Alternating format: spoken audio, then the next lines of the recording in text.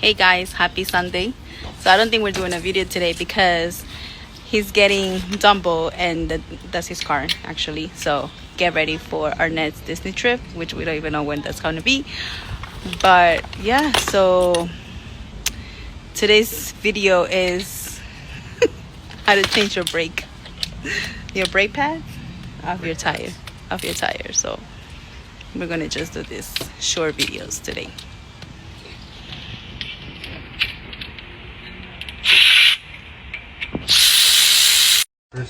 All right, so you want to walk us through what's happening right now? Right now I'm using my fancy dancy caliper compressor, which takes a lot less effort than how I would normally trying to squeeze them in with like a big pair of vice grips or C-clamp. This does all the work, very little effort, one finger. So flip the switch, back the other way, just lock it back down. So we got to do the other side. Go brake pads, slide them out. See, very little left. Let's hear the comparison for the new ones. Tear them up. All right, so this was the old one. This is the new one. See, there's a big difference in the amount of pad life on them. I've been needing to do them for a while, been putting it off. Thankfully, there's no damage to the rotors on the inside or out. And how long do you normally recommend changing it? It depends on how hard you hit the brakes. Jesus Christ, this one was even worse. Comparison. My goodness. This one had very little. Thankfully, I could feel my rotor here. So there's no damage to it. Otherwise, you'd feel like major scarring. Thankfully, there is none. So that is an upside. I got to it just in time because once it gets past this part, that's when this metal starts to dig into here. And this is softer than this. So it would cause it to eventually gouge in and make all kinds of no good things. And these are the slide pins I have to re-grease, and I have nothing to wipe it with. So right now I'm cleaning off all the old grease and whatnot off. This is the slide pin. So this sits in the back side of your caliper bracket, and it slides back and forth. I don't know how you can see this one over here, but it goes like this. So that way it pushes in and slides when the caliper piston pushes out. So that way it does the whole sliding motion. So if it doesn't do that, it could cause the caliper to lock up and it won't slide, and it can cause excessive damage to your brake pads. Interesting. Take off this one. Probably should have gone on the other side so you guys can see better, but I'm comfy here. Exactly. So he's cleaning again the thingy. He's going to put some oil shit. Yeah, grease. You always want to make sure you do one at a time, because if you notice the other one, it had right here, it had a black rubber piece. So they indicate where they're supposed to go. They'll be top and bottom. So let's do them one at a time. No point in taking them off. Some grease. Put it around. Slide it in to hear it pop. Make sure it slides back and forth. No obstructions. So if you ever do take both your brake pads off and you can't remember which one's which, as you notice here, this one has a tab. This one has no tabs. If you're like, oh no, I can't remember. This one shows the signs of sitting here. You can see here the indentation of the piston part pushing up. So you can always look at your old ones and be like, oh, okay, I can see where this was pushing against it. So it matches up. So you're like, okay, the other one with the little tab has to go to the inside. So they didn't give me new hardware for it. Usually replace these. They didn't give me new ones in the box, so I'm gonna use the old ones. That side's on. Make sure when you put it back on, you want to keep the hose nice and straight. Start one bolt at a time.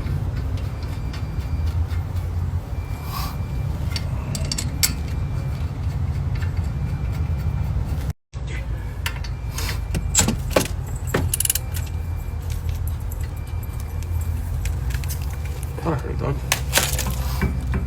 Yeah, notice right here, it still has a little bit of play. It's because it's pushed all the way in. So whenever you're done with your brakes, what you want to do is just pop the brake pedal a couple times, and it'll seat them. For right now, that's this side done. Put the tire back on, feet on the other side, and done. Round two. Round two. Let me just get this tire back on. Oh no, yeah, it looks like And key is always make sure you have the tire lined up with the studs. That way when you go to put it on, it just slides in nice and easy.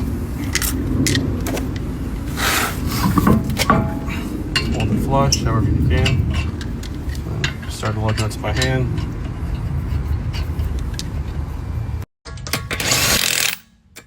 So I've noticed I have the jack from her car. My car doesn't have a jack. The one I have doesn't lift it up high enough for me to put my jack stand underneath. I do have a jack stand underneath for extra support, because you never know what happens with these jacks, they might break. So at least if I have this, I'm more secure. So now I just have to raise it back up. So I slide my jack stand underneath a little bit higher. Now I can lower it down. So nice and safe. Cars are heavy. Also forgot to say on that side, make sure you put your emergency brake on. It locks the back rotors or back calipers so they don't spin. So when you go to lift the front up, you don't want to roll. So, safety. Safety. Oh, that's close. Oh my goodness, that's close. But safety first.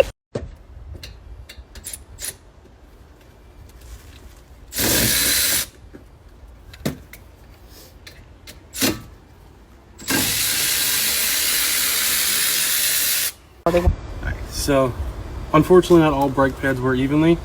This came off this side, this came off the previous. So, as you notice, different amounts of tread or brake life. So, you say you could still cut a hold the other one for a little bit longer? You could, but once one side starts to go, it's best to replace them both, because even though I could replace just this one, this will go fairly quickly, and also it's going to try to compensate for the new brake pads. So, eventually, it's just going to make things worse. So. Got it. So just replace them all together.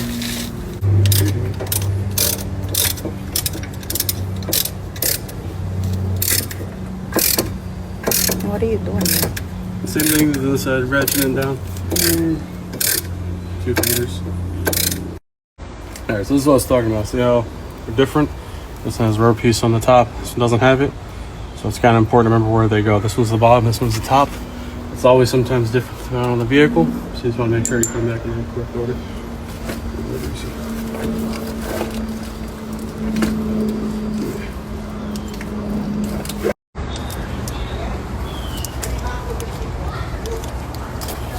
Just use my teeth.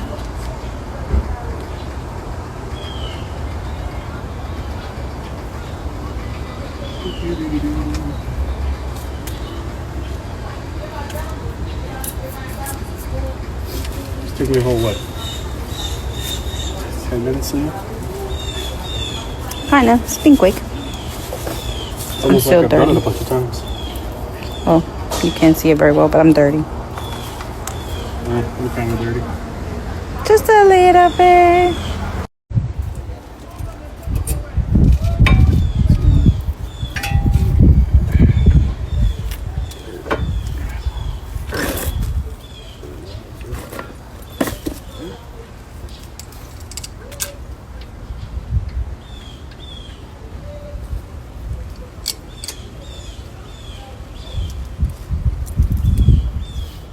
And that's it. Now put the tire back on and brakes are done. Put the lug nuts on, pump the brakes a couple times, and yeah. That took like less than 20 minutes. Yeah, when you first time you do it, it might take a little bit longer, just because you don't really know what you're doing. I've done brakes multiple times on multiple different types of vehicles, so it's not that hard, especially when you're just doing just the pads. So once you learn how to do it, especially this style is called disc brakes. The way it works is the 2 pads get squeezed on the caliper, squeezed on the rotor, stop it down. You have an older style called drums, which is on what you have on your car. But you don't like It's on the rears, yeah, because it's in case it has springs and things like that that have to be adjusted. Those are a little more, more tricky, yeah. So that was it for today. Hope you guys Hopefully enjoy. next weekend we will make a video. Right now my car needs brakes. I'm just making pretty bad noise when I hit the brakes, so. Yeah, it was really bad. So anyways, see you guys next Hope you time. enjoyed the informational video. See you next time. Bye.